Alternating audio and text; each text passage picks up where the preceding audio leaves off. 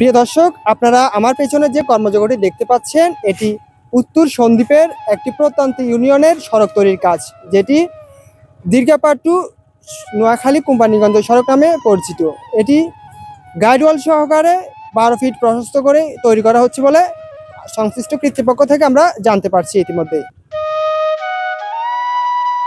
দীর্ঘাপাড় ইউনিয়নের বেড়িবাঁধ থেকে দীর্ঘাপাড় আশ্রয়ণ প্রকল্প পর্যন্ত সড়ক 12 ফিট অনেক আগেই পাকা করা হয়েছিল। এখন আবার রাস্তার দুই পাশে 4 ফিট করে 8 ফিট ভেকু মেশিন দিয়ে মাটি কেটে ভরাট করা হচ্ছে। প্রিয় দর্শক, আপনারা আমার পেছনে যে কর্মযজ্ঞটি দেখতে পাচ্ছেন, এটি উত্তর সন্দ্বীপের একটি প্রত্যন্ত ইউনিয়নের সড়ক তৈরির কাজ।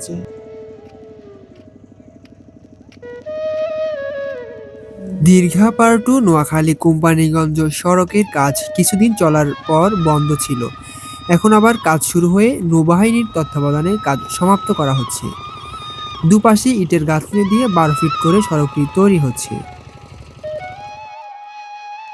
পুরো সড়ক পাকা না হলেও লোনাগাছ পর্যন্ত সড়ক মাটি কেটে ভরাট করা হয়েছে।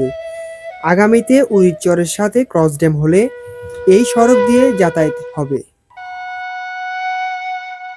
জাহিদ হাসান, সন্দ্বীপ টেলিভিশন।